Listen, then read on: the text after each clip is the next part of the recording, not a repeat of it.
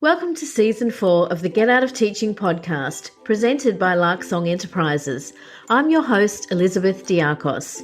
I'm a career transition coach who guides overwhelmed teachers through a 5-step process out of education and into a life they love. In this season, we'll be meeting experts from many different sectors who help people to change careers, as well as a few ex-teachers who forged a pathway into something new. I'm sure it won't surprise you to learn that what keeps people in teaching when they'd rather leave is often financial pressure. That's why today's show is sponsored by Chris Carlin, financial planner and mortgage broker from Master Your Money Now. Chris can help you sort out your cash flow, pay down debt, and plan your financially strategic exit from teaching, making sure you take good care of everything you've worked so hard for. Chris understands personal insurance cover and can help you to make a successful claim so you don't have to deal with the insurance company yourself, a huge relief if you're feeling stressed and overwhelmed by money concerns. Chris is not about taking risks. He's careful to help you keep your money safe, and his fees are very reasonable. He can even help you plan for retirement. Chris cares for the caring professions, teachers and nurses, helping you to shore up your financial resources so that you'll be in a good position to leave when you're ready. Go to masteryourmoneynow.com.au to book a free 30-minute chat with Chris Carlin and master your money now. Episode 4. Hi everyone and welcome to the show. On today's show, I'm very pleased to be interviewing Kylie Zeal. Kylie, thanks so much for coming on the show today.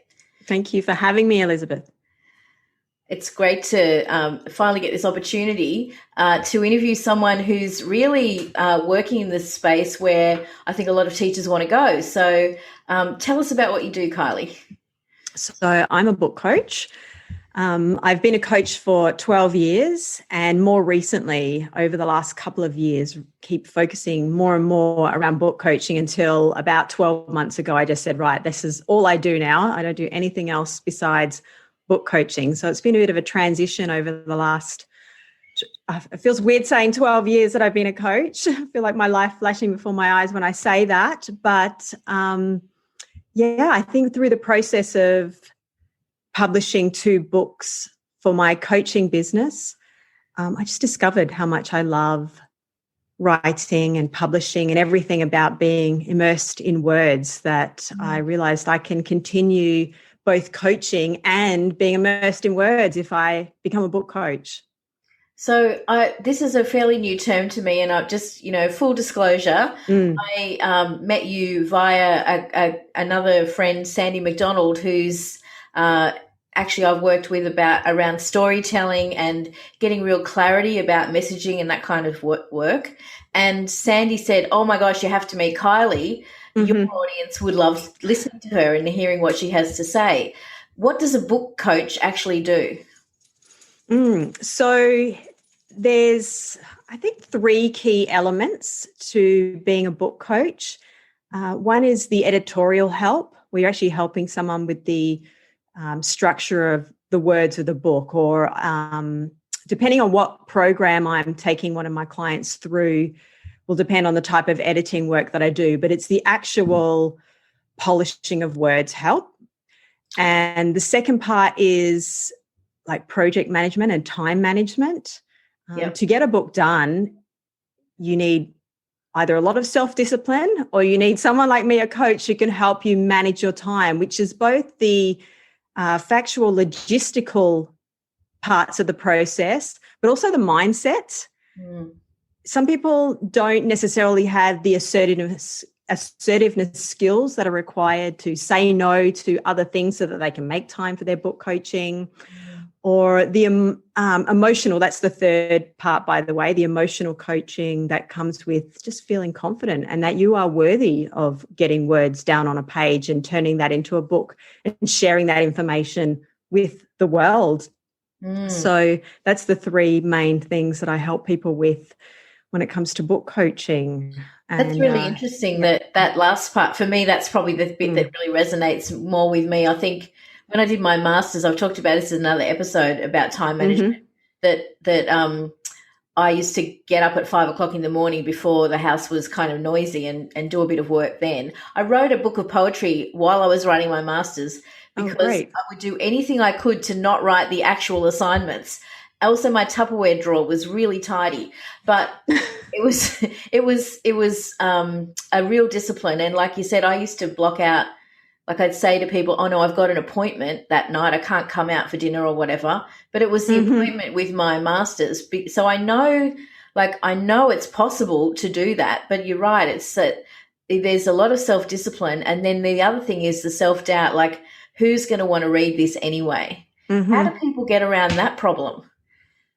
Yeah, well, there's both the tangible and the intangible. And so when I say the tangible, there's the practical element of actually doing the research. When we say, who's going to want to read my book? Well, we can do research and find books that are similar to your books and who's reading those books. And then what are you bringing to the market that is new? So it could be similar to other books, and there's bound to be similar books, right? Because nothing's new these days. Every idea is being covered. It's just that you're going to bring something new to it as the author. And so based on the research of comparative titles, we can see, literally who's going to want to read this book. And then there's the emotional self-confidence side of, well, who wants to read my book? As if feeling like I don't have anything worthy to say. And quite often we're comparing our draft to someone else's polished copy that's been through 7 edits and proofread and the developmental, all the kinds of editing that can be done, because there's more than one type of editing. And it would have been through multiple processes of that to come out with this great book. But when you're in the process of writing your first draft, it's one of the worst things you can do is compare word for word this amazing polished version to your draft. So that's where we can really get realistic about what's a first draft look like, whilst also knowing what's possible. Yeah. So you're talking about like the wordsmithing is one aspect, but and like the grammar and the spelling, is that what you mean? That's one aspect of the edit, but there's the kind of more big picture, like the flow of the book as well. Is that are they different types of editing? So I'd say there's 3 key types of editing. One is the developmental edit, where you actually look at the structure of the book. And that's often what I'll do when I work with clients who are writing, or just right at the beginning of writing their book, is we start with the structure to begin with and put a lot of work into that so that they're not going to need much developmental editing later. Compare that to someone who comes to me with a book that's finished, but they never did that work in the beginning. They're going to need a developmental edit to confirm that the order that they've put their book in is the most appropriate order, and everything that's in the book aligns with what is supposed to be in the book. So that's one, is developmental editing. Right. Then there's also line editing, where we look, as the term suggests, line by line, and does all the grammar make sense and how the words are put together. And then we have copy editing, which is each one gets a bit more detailed around the words and the writing. But if you don't have your books and your words sorted from a developmental perspective, there's not much point in getting into the finer details, right? It's like having a polished mud cake, right? It's still a mud cake at the end of the day. You want to make sure you've got the right ingredients and have a nice, delicious chocolate cake ingredients first, and then refine it and polish it once the bones are right. Yeah, I actually thought you meant a literal mud cake, like, when I was a kid, that kind of a mud cake for a second there. Okay. Well, I was thinking about it as well, like, because, some cakes are just terrible. You may as well be eating dirt, right? Kylie, what inspired you to start doing this? You mentioned that you'd written a couple of books. Maybe tell us about those, and then tell us how you got into this, because it must be a fairly new field. Book coaching is a new field. Is that what you're saying? Yeah, it is actually. I mean, I didn't know until around the time that I was exploring how can I stay more in the world of words, because I'm also a writer, which started, to answer your question, when I wrote my first book, because I was just I was helped so much by books that I read on my journey, my self-development journey. And I wanted to have the same impact on other people through having written a book. And I also had my own thoughts on how to live an effective life and to be happy. And I took everything that I believed and knew and had learned over, at that stage, probably 6 or 7 years of coaching, and put it all into a particular structure, which turned into being 7 Freedom Elements, which is the title of my first book. And it was such a journey writing my first book, which I often tap into now when I'm working with new clients to try and remind myself what it was like to be a new writer, because it took me years literally to write my first book because I didn't really know how to write. I would have got through the whole process a lot faster if I had, like me, who I'm now, I had a book coach helping me. But I guess I thought that I could do so much of it on my own, and I spent a lot of time alone with my book before I hired anyone to do any editing. So even though it was a long process, I still loved the process. I still loved capturing my thoughts and putting them into words. And I love the way words can play with each other and how the impact that they can have on the way that I feel.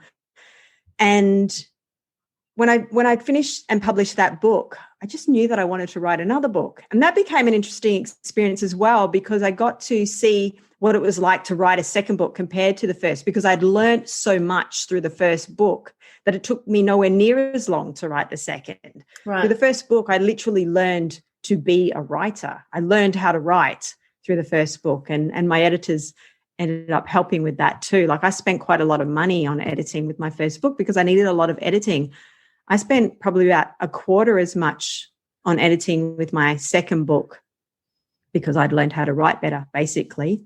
Right. Just trying to remember what your question was. So I have 2 books, and yes, so I learned how to write, and I also just learned how much I love writing. And so then I also wanted to explore writing fiction, and I wanted to stay immersed in the world of words. And I thought it was going to need to be something that I did on the side until I discovered book coaching.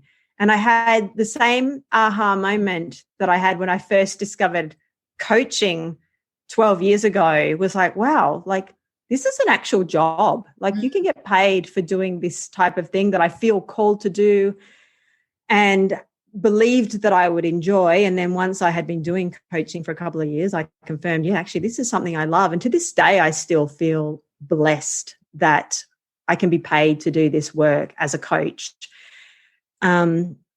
And so it was interesting to notice that I had that same kind of thrill when I discovered book coaching. Like, wow, I can stay immersed in the world of books, but I can continue to be a coach as well, which for me meant ongoing income, because I'd been coaching for 10 years already. It was a relatively easy transition compared to when I first got into coaching.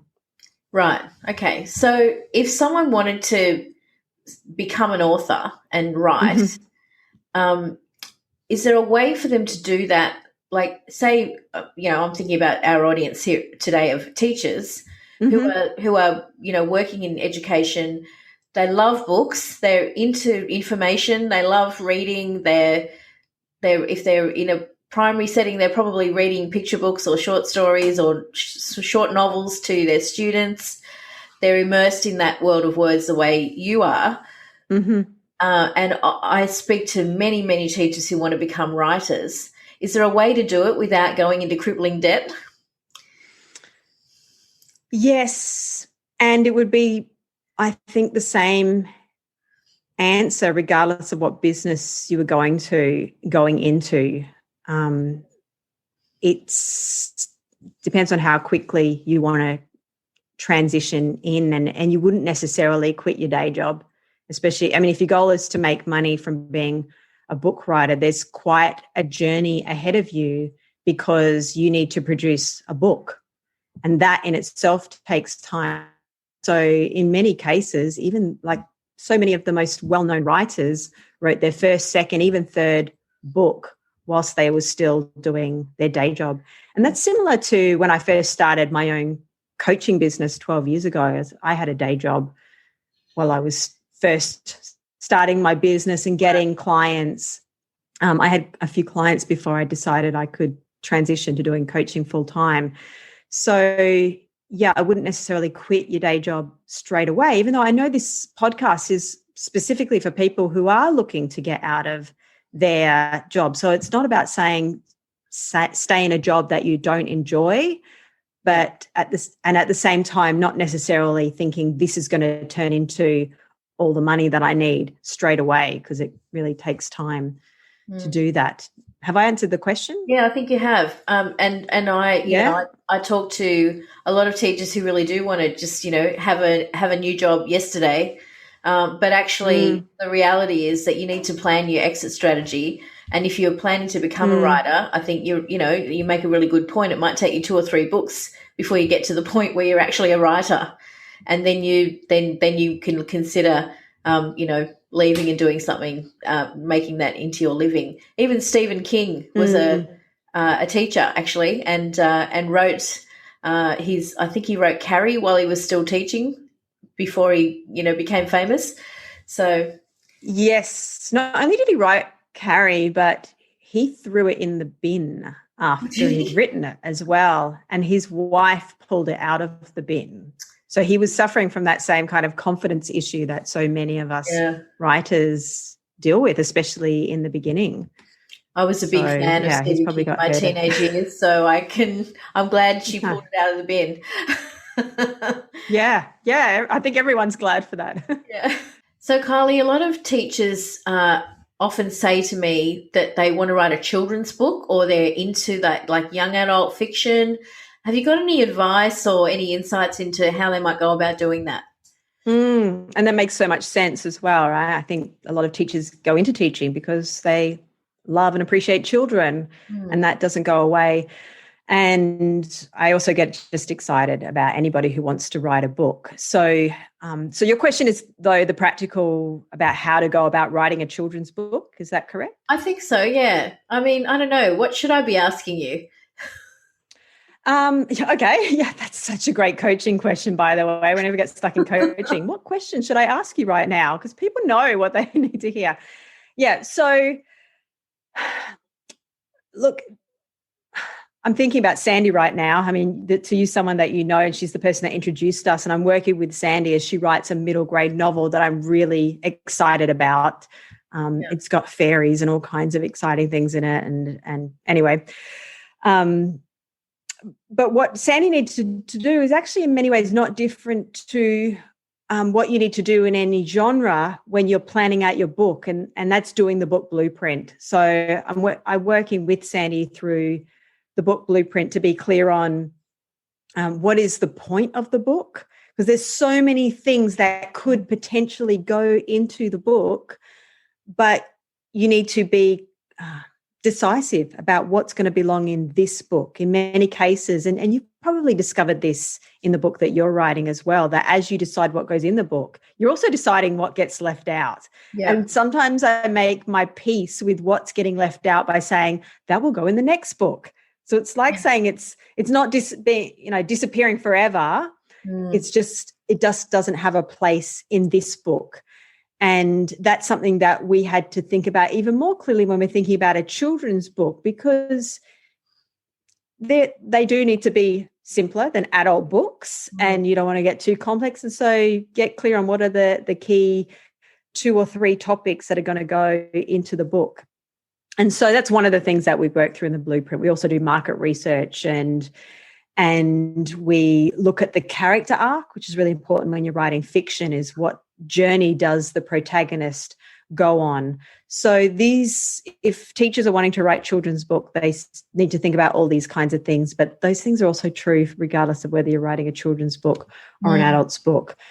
But if you want to write children's book, we were saying before about how important it is to read. Make sure you read a lot of children's books to understand like the style of them. And just because you know how children are because you're a teacher, that doesn't necessarily mean you know how children's books are. And I've I've had conversations with a surprising number of people who tell me the type of book that they want to read, and they'll tell me what it's like. For example, I spoke to one woman who wanted to write a memoir, and she said, I want my memoir to be either like Michelle Obama's and I can't even remember who the other person was, but there was 2 memoirs that she wanted hers to be like. And when I asked her if she'd read those books, she hadn't even read them, right? Because she just knew who Michelle Obama was, and she knew the sorts of things that Michelle Obama tends to speak about. So I guess she was making up in her head what would the book be like. But you can't say, I want to write a book that's going to be like Michelle Obama's if you haven't actually read that book. Yeah. So, and it is surprising the number of people I come across who talk about the type of book that they want to write, and they just have not done any research at all. Right. Yeah, that's really good advice, isn't it? Yeah. I love that. I actually I've audio booked Michelle Obama's book, and that's great. I love that it's her voice, but yes, I feel like she sounds depressed, and I kept getting more and more sad with every chapter, and I'm like, and then she'd start the next chapter, and she was a bit more like hyped up again, and then as the chapter went on, the audio got sort of more slow, and I'm like, oh my goodness, are you okay? I wanted to kind of pat her on the back and say, it's going to be okay, keep going. You're doing great. That's so interesting. Do you listen to your audios on normal speed, or do you speed them up at all? Because I'm wondering, normal speed. Oh, I'll tend to be listening on about 1.5, so maybe I don't pick up on the slowness that you're talking about because I'm listening to them faster. No, I was just there's probably a couple of readers that I would speed up, but mostly Jim Quick. Ironically, I've sped him up because he speaks quite slowly. But I just found that interesting with her book, that I've found it kind of a bit depressing. I once heard Mem Fox, who's the author of a whole lot of Australian children's books, and she talked about the first line in her book Koala Loo, which was a big favourite at our house. And she said she wrote it, and she started out by saying, there once was a baby koala so soft and round that everyone who saw her loved her. And she said it took her a whole day of saying it to herself over and over again, and there's something wrong with it, and then she realised that all the words were round words. So there once was a baby koala who was so soft and round. And you got to everybody or everyone, and it just was jarring. And then she realised she could say all who saw her loved her. And so now it's there once was a baby koala so soft and round that all who saw her loved her. It's just perfect. But it took her a day to write one sentence. It's excruciating. Yes, but just have a go as well. Like, I mean, I'm concerned now that I'm sort of giving this advice to teachers who might want to write children's books, and I'm saying all the things you need to think about and do. But number one is just have a go as well. If you've got an idea that you're passionate about and that you think could be a book, it probably can. You might need to learn about story structure, but anyone can learn it, right? If I can learn it, anyone can learn it. I do not consider myself highly intelligent and a genius in any way. I just apply myself and learn things. If I can do it, anyone can do it. So what are the highlights of working with what you're doing now in your book coaching field? Number one, hands down, is doing work that I love. I love my clients. I know I'm good at coaching. So I think that has a interactive, we are good at the things that we love and vice versa.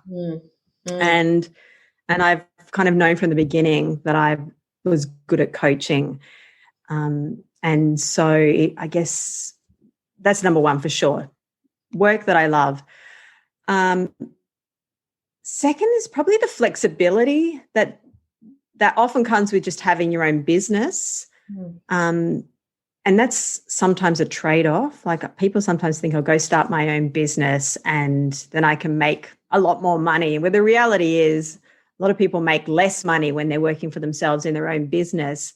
But it's a trade-off. You have so much more flexibility and creative freedom with the things that you want to do. And you're going to at least go through a period of time where you're dealing with that trade-off.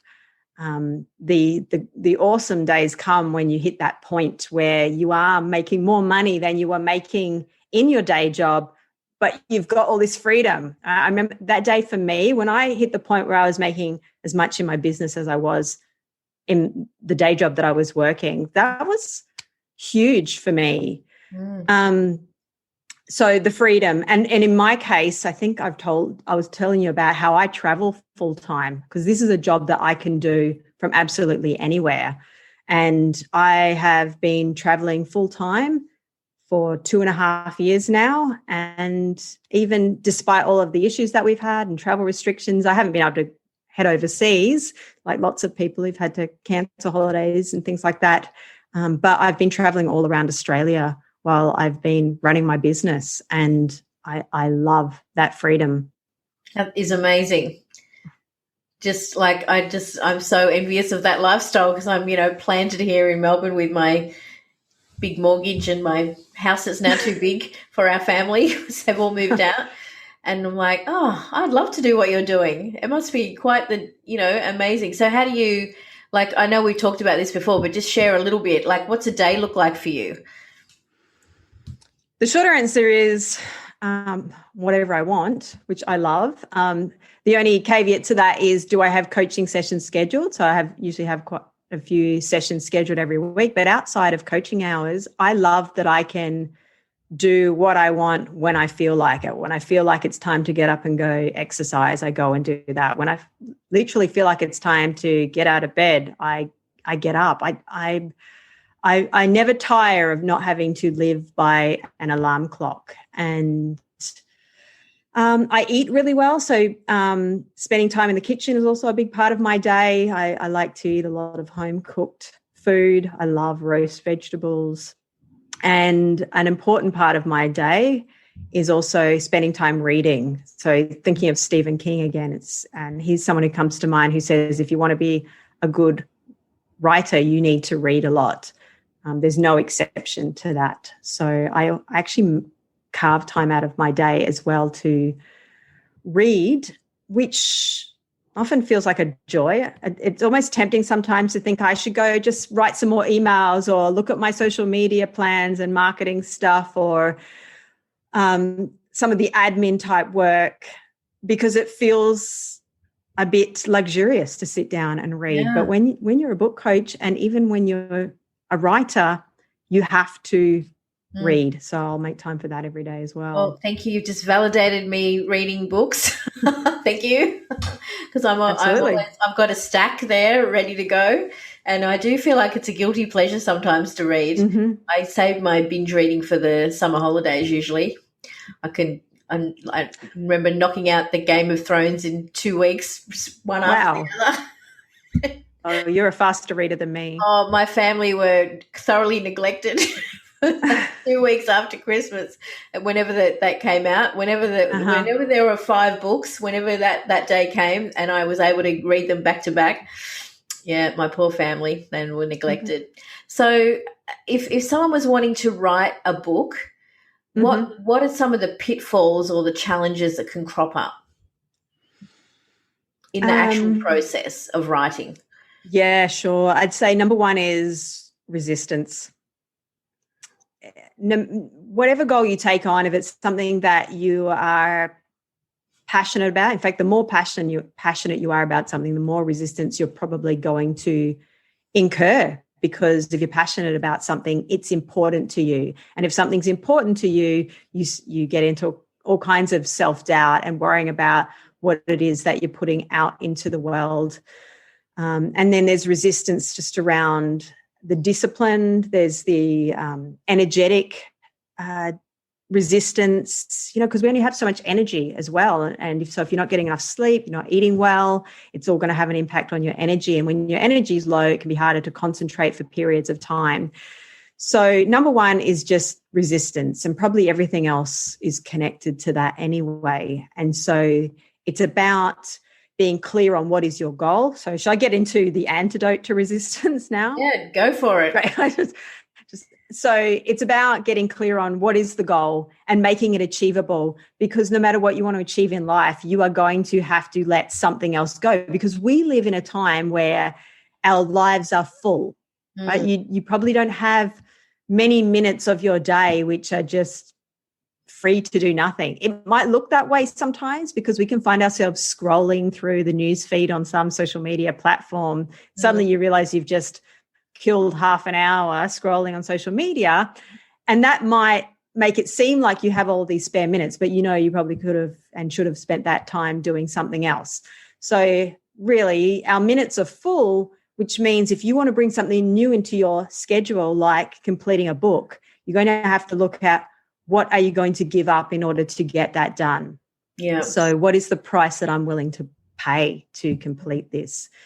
And then once you are clear on what the goal is and what you're going to give up, then putting in a practical plan for making it happen, because it doesn't happen overnight, and people often want to get everything done fast. Like you were just mentioning before about how people want to leave their job yesterday, and you said, no, you need an exit strategy. Not that different. What I'm saying is you need a book writing strategy. So I'll literally sit down with my client. We'll plan out, okay, when would you like to have this book done by? How long does the book need to be? How many days a week are you going to write? And then we do the maths, like the number of words divided by the number of days is going to tell you how many words you're going to need to write a day. And then you can actually make decisions about how realistic that is as well. Yeah, that's scary. Because I'm in the middle of writing the teacher's escape plan, which is like a handbook. When I say in the middle, I'm not really in the middle. I'm probably in the middle of the total process, but I'm at the start of the actual writing part. It's all the hurdles, the mental, the barriers that you were talking about earlier that I'm been there. Over. And then I need to go. Then I say to myself, well, now you've got a choice. You can get up and write, or you can go to the gym. And I'm like, well, if I don't go to the gym, I won't have the stamina to do all the things. And so then I'm in this quandary of how do I use my time? Every day I have the same argument with myself. I'm like, I could write now. This morning I actually woke up really early, so that was awesome. I did a little bit of writing, not that much, about half an hour, and then I went to the gym as well, and I'm like, yes, I've won the day. So that was cool. Is awesome. That is a win for sure. I literally track all the minutes of my day. I have an app on my phone and I track how I spend my day, and that has been quite invaluable to me. One, around being accountable for my time, literally, because I'll get to the end of the day and I can see the pie chart of how I've spent all the minutes of my day, and then I've got to account for that. Right? I can literally see to the minute how much time might have been wasted, and own that and decide, well, do I want to do it differently tomorrow? And because I never beat myself up about doing things, it's just being aware of what I've done. What's the name of your app that you use? It's called A Tracker. It's great. I do recommend it. I recommend the paid version, which is only like $8. It just means you've got a lot more categories that you can set up. Right. And so one, it helps me be more accountable for my time. But what it's also done that I wasn't expecting was help me be more realistic with my time. Like the comment I made before about eating healthy and spending time in the kitchen is something I probably never would have said before I was using A Tracker, because it wasn't until I started tracking my time that I actually knew how much time I was spending in the kitchen. And so I get to the end of the day and I go, wow, I spent like 2.5 hours in the kitchen today. And that would be on a day, for example, where I chose to roast a whole batch of vegetables. So I'll do about 3 days worth because I love them. And having that information means, okay, do I want to do that differently? You know, in 3 or 4 days' time where I feel like I want another big batch of veggies, would I forego that and have, say, you know, and eat a quick meal so that I can have 2 more hours in front of my computer to do writing? And the answer is no, because I also know that my number one asset above everything else that we talk about today is my health, which means I make sure I get plenty of sleep, all the things that we know, right? The cliche stuff: sleep, eat plenty of water, eat well. And so I say, no, that time that I spend in the kitchen is actually contributing to the results that I'm getting in my business as well. And that's how I feel about the gym too. Like Mm-hmm. So for my listeners who've probably heard me talk about this before, at least on a Facebook Live, I'm trying to get 5,000 steps before breakfast, which means I walk to the gym and then do the thing and then walk back. And by the time I've done Mm-hmm. that, that's about 8,000 steps. And then without too much trouble, I get to at least 12, maybe 16 a day, Mm-hmm. which is great, and Right. like triple what I used to, no, probably double what I used to get. And so that's awesome, and Mm-hmm. and I feel like it's increased my stamina and made me more alert and, etc. But the downside is that's a 2.5 hour time commitment, or Mm-hmm. probably that's probably a 2 hour time commitment to do that. And then you've got to come back and, have a shower and all. So I feel like I just need to make sure I'm, honest with myself about the amount of time I spend doing that. And is that a priority? And I don't do it every single day. I don't do the walk to the gym every single day. I Mm-hmm. avoid the cardio days and just do the strength days. But it's still I usually go 4 days a week. So on those 4 days a week, I'm spending, 2 hours going there and back. And so, yeah, it is something to think about, isn't it? Just how you account for that time. I love that idea of using an app that shows you all that stuff, and like just Yeah. doing your washing and hanging. I don't know, unloading the dish. Yeah, I have an item on the app called housework. And so when it's time to spend some time on housework, I track that too, so I can see how much time. And yeah, some people would say, oh, that's too much. I was chatting to someone about the other day and they're like, oh, I don't want to be, tracking all the minutes. I'm like, that's fine, each to their own. But for me, it makes me a lot more productive and it makes me feel good. And that's the number one question that I ask in terms of how I spend all my time throughout the day is, will this make me happy? And it makes me happy because I get to the end of the day and I was like, okay, well, I'm looking after my health. I'm eating well. And I didn't waste a lot of time. So it's, yeah. Yeah, nice one. Mm. All right. So if someone wanted to work with you as a book coach, Mm-hmm. what would they need to do? Like, what's the process to get in touch with you, to engage you? What do you do?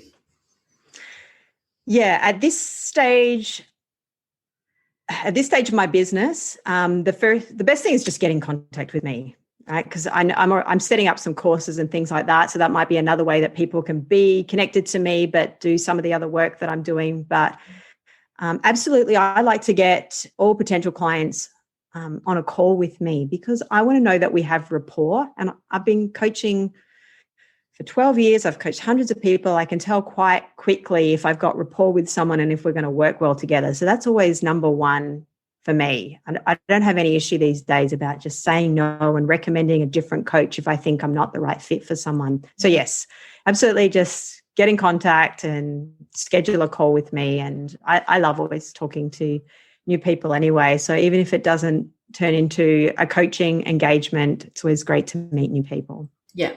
Awesome. And so how would we do that? Like your website or? Yeah, so I can be found on all the social media platforms. If anyone has a preference for that, just search for Kylie Zeal on all of them, or kyliezeal.com is my website. So that's an easy one too. Right. Okay. And so I'll put all those links in the show notes for this episode. So if people want to find, okay, great, they can get them that way. And as a final question, what's your favorite song? Oh, my favorite song. Okay, so I don't have a favorite song, but I like lots of songs for different reasons. And the first song that's come to mind is the new Ed Sheeran song, and that's partly because it's at the time of us recording this, it's a fairly new song, and I love Ed Sheeran because he is a genius songwriter. And so I often like listening to the words that he puts into his song. So I'm mentioning that now because it probably relates to the conversation that we're having about books and writing. So his new song is called Bad Habits. And as I listen to those lyrics, it also gets me thinking about the concept of bad habits and how they land us in a particular place. Like I think the lyrics are, my bad habits always lead to you, but they're always going to lead somewhere. So if we want to be successful writers and get our books done, we definitely need to create good habits. But yeah, that's one of my favorite songs at the moment, the new Ed Sheeran song. I love it. Thank you very much. That's a great way to wrap up our interview. Kylie Zeal, thank you so much for coming on the Get Out of Teaching podcast Thank you. today. Yeah, it's been great. Thanks. You've been listening to the Get Out of Teaching podcast, presented by Larksong Enterprises, with your host, Elizabeth Diakos. Do you know someone else who could benefit from hearing more stories of hope and transition from teachers all around the world? Please take a moment to share this and other episodes via your podcast app. Each share helps me reach listeners just like you who can benefit from this content. The Get Out of Teaching podcast is proud to be part of the Experts on Air podcast network. For show notes and other resources, please visit larksong.com.au/podcast.